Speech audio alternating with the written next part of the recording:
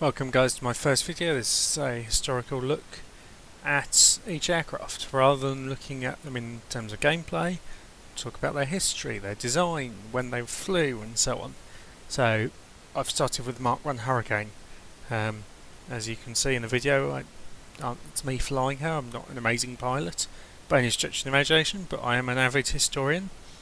Well, let's start.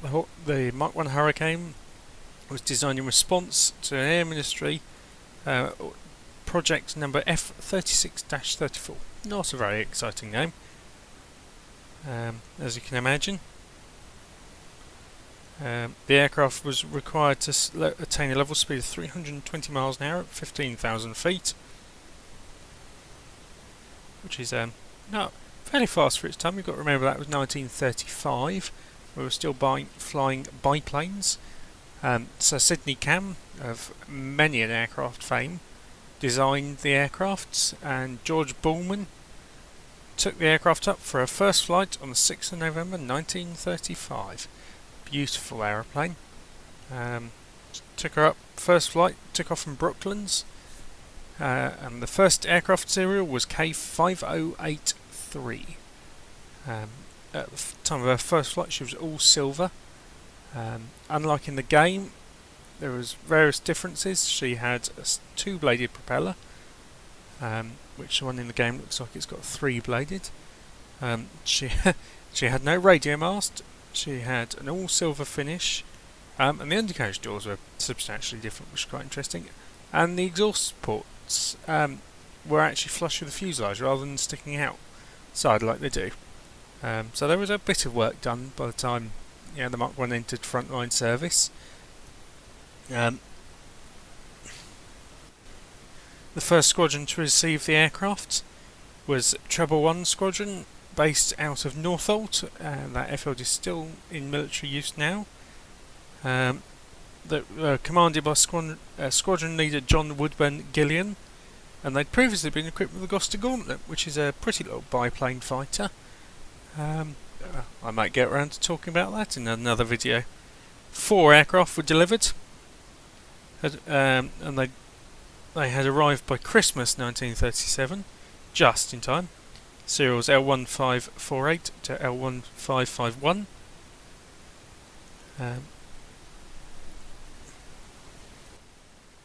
Those early squadron pilots were noted to have said that without a trainer to fly. You have to remember that the Mars Master and the Harvard, both over a year before they entered service with the RAF, went around. There were no trainers, so the pilots had to go from a biplane with a maximum speed of about 230 miles an hour, an open cockpit fixed undercarriage, to the Hurricane with a top speed of over 300 miles an hour, an enclosed cockpit, landing flaps and retractable undercarriage. So it was a bit of a jump in speed and size and power.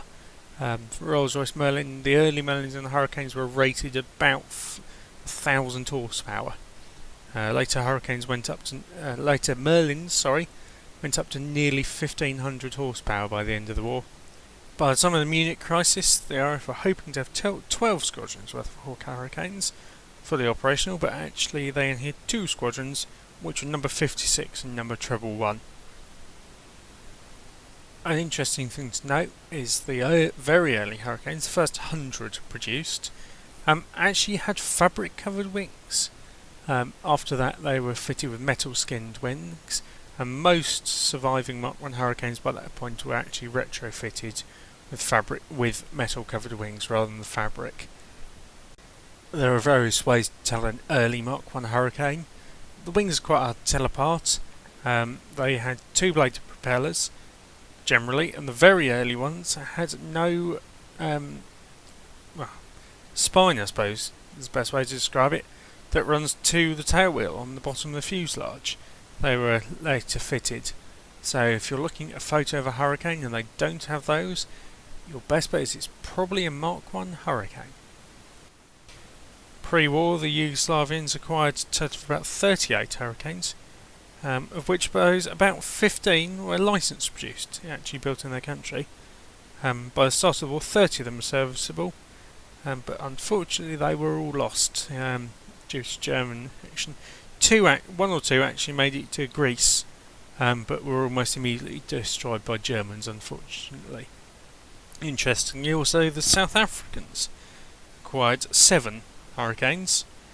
They're created up in mid-1938, put on a ship to Cape Town in November, and from there they were flown to Pretoria, where they formed number 1 South African Air Force Squadron, but they didn't survive to participate in operations during the war, sadly, because they weren't armed, equipped with any air filters or anything to deal with the environment down in South Africa. Come 1939, the German attack in France declared war, as I'm sure you know. 3rd of September 1939, war was declared.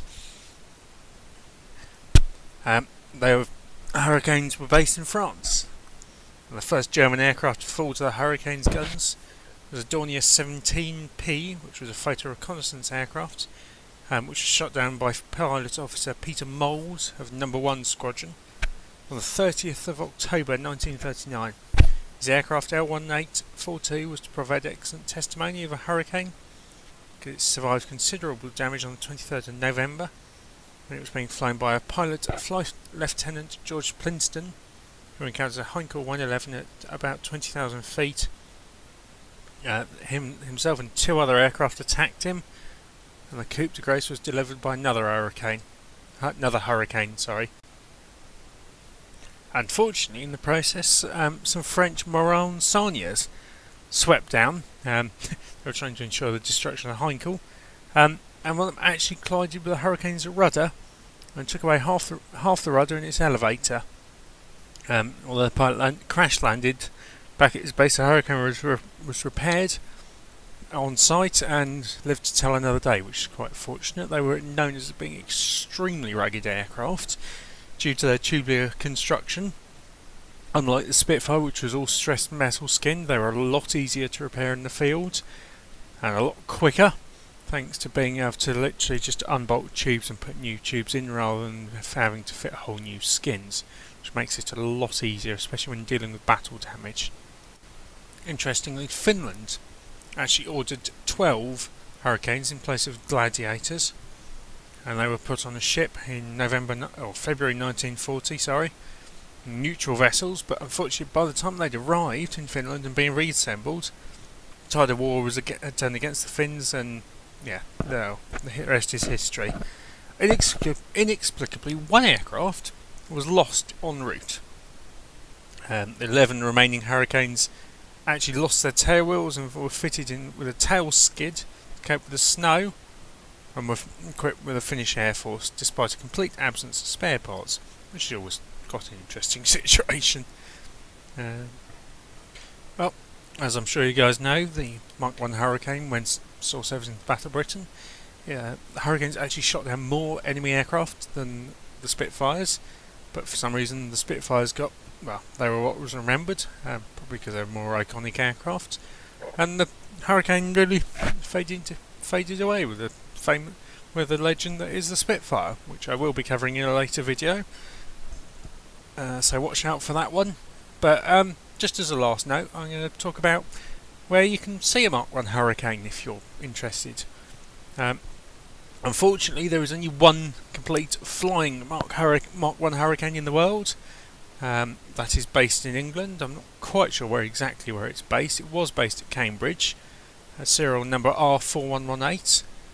She was covered from India by a huge Rolls-Royce fan. The subject of an epic rebuild. He actually wrote a book about it if you want to go on Amazon. It's called Hurricane R4118, The History. I'll put a link in the comments for you if you're interested. I mean, the story is epic. I won't go into details, but dealing with Indian politics, dealing with a tender where other people were bidding scrap value because the person the people whose land the aircraft sat on thought it was worth nothing but scrap value.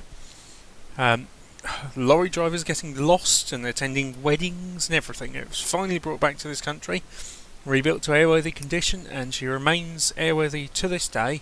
Beautiful condition.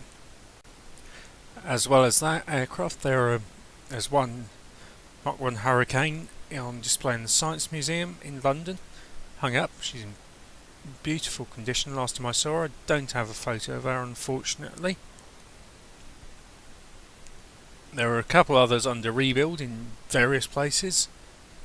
There is also the wreckage of one as she was recovered in the RAF Museum at Hendon. That is an original fabric-winged Hurricane, CLP 3175. She is displayed as she was recovered, just basically the front end and the wings. And as well as that, there are rumoured to be various other airframes around. Just to warn you though, there are some Hurricanes around, so I actually see Hurricanes rather than Hurricane Mark 1s, just to aid to the confusion.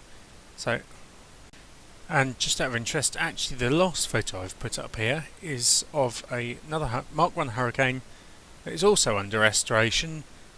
She's a basic little grandson. She will be restored to taxiing condition, so we should see her running in a few years. So I hope to see that